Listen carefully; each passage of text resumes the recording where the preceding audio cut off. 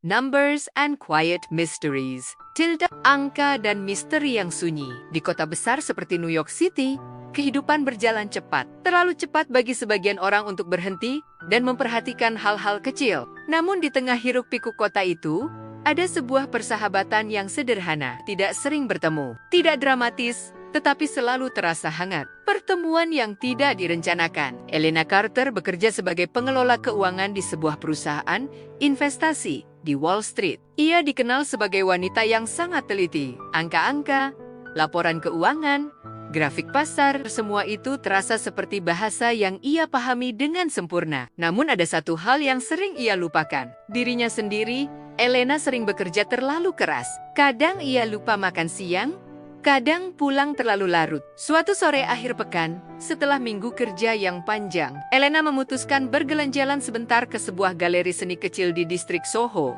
Galeri itu tenang. Dinding putihnya dipenuhi lukisan modern yang penuh warna dan simbol aneh. Elena berdiri di depan sebuah lukisan yang tampak seperti kumpulan garis dan tanda acak.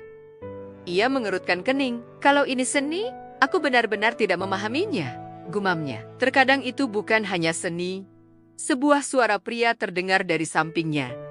Elena menoleh. Seorang pria berdiri dengan jas abu-abu jang rapi. Rambutnya tersisir bersih, sikapnya tenang dan sopan seperti seseorang yang selalu memperhatikan detail kecil. Ia menunjuk lukisan itu.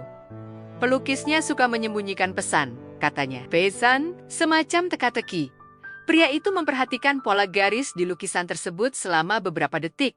Lalu tersenyum kecil. Kalau dibaca seperti kode sederhana, pesannya mengatakan, Chaos hides a pattern. Elena menatapnya tak percaya. Kamu serius? Pria itu mengangguk santai. Aku cukup sering menemukan hal seperti itu. Namamu? Tanya Elena.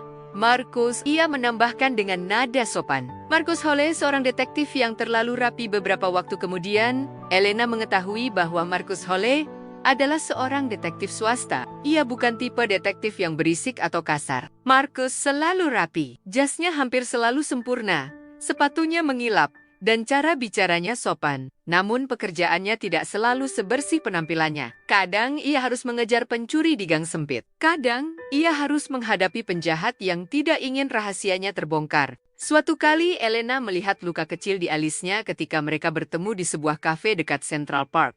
Apa yang terjadi? Tanya Elena. Marcus menyesap kopinya dengan tenang. Seorang pencuri tas mencoba kabur. Kamu berkelahi? Sedikit. Elena tertawa kecil. Kamu terlihat seperti orang yang terlalu rapi untuk berkelahi. Marcus tersenyum tipis. Penampilan sering menipu. Persahabatan yang jarang bertemu waktu berlalu. Hidup Elena berubah. Ia menikah dan memiliki keluarga kecil yang menunggunya di rumah. Karena itu, ia dan Marcus tidak sering bertemu. Kadang hanya beberapa kali dalam setahun. Kadang secara tidak sengaja di galeri yang sama di Soho. Kadang di kafe lama dekat taman. Namun setiap kali mereka bertemu, percakapan mereka selalu terasa ringan. Masih sibuk menyelamatkan dunia dari penjahat? Tanya Elena suatu hari. Marcus mengangkat bahu. Hanya bagian kecil dari kota ini. Dan kamu masih mengurus uang orang lain.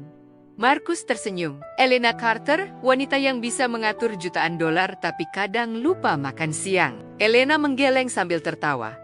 Kamu masih mengingat itu? Detektif tidak mudah melupakan detail. Persahabatan yang tenang. Suatu sore musim gugur mereka berjalan sebentar di Central Park. Daun jatuh perlahan dari pohon. Marcus bertanya dengan nada santai. Bagaimana keluargamu? Baik, jawab Elena sambil tersenyum. Anakku mulai suka menggambar. Marcus tertawa kecil. Mungkin dia akan jadi pelukis teka-teki. Jangan-jangan kamu yang mengajarinya. Kalau begitu dunia akan punya terlalu banyak misteri.